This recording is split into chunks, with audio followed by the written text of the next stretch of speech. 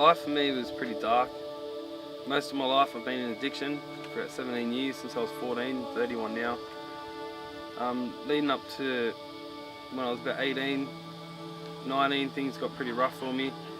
I started selling a lot of drugs, and then I was obviously hanging around with the wrong people. And then my dad passed, which just sent me even worse. I had some money, which I spent all on drugs and trying to be someone I wasn't. Towards that, I ended up having a family, and then through addiction between my partner and I at the time, I think we were trying moving from place to place to get our lives fixed, but nothing ever worked out. Things just kept getting worse and worse. I was just full of pride, thinking I can always fix the situation. Never reached out for help until domestic violence took over and I ended up in jail. From jail, that's when I come here. The tipping point for me was the second time I went to jail. I found out once I got locked up on the weekend, by that Monday, I found out my kids went to docs. I just had no one left in my life and knowing where my kids went. Like, before that, I was trying to make things right, but I still wasn't reaching for help. And then once finding out my kids went to docs, that was it for me. That's when I knew I hit rock bottom, and I just had to get help, had to reach out for help, drop my pride and just try and fix the situation. I was really excited to come here, eh? After speaking to Lee and getting that handbook and just reading, I was looking forward to my next step, my next season, and see what I had in store for me. By the time I come here, I already been clean for 5 months. I was in a really good headspace, knowing what I wanted to do and where I wanted to go. So driving up this driveway was just, it's a beautiful place to come. So my first impressions was just, yeah, I was blown away.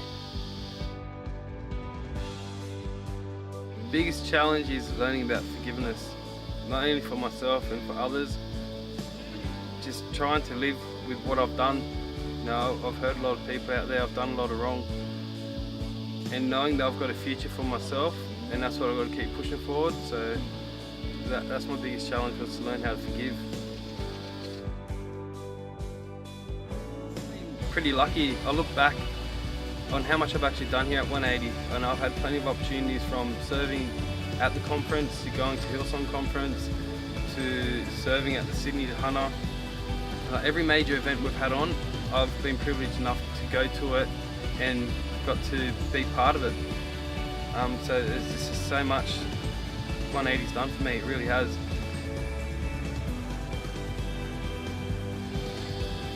Honestly, the biggest inspiration I had was when I went to Sydney to Hunter and seeing all these people give their hearts to 180 for people they don't even know, to other addicts. That really opened my eyes. I tried giving my testimony there, and after looking at everyone who was looking back at me, I sort of choked up.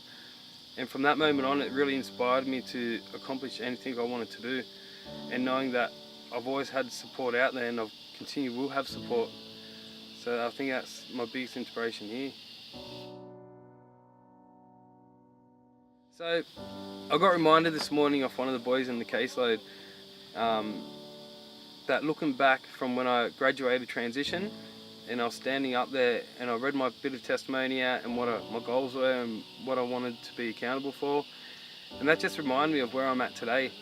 So my encouragement to you guys is just remember the milestones that you accomplish. Make sure you don't forget them, because that's what tells you how far you actually get from them and how much you do grow. So that's probably my best encouragement I got. Just don't forget what you've done.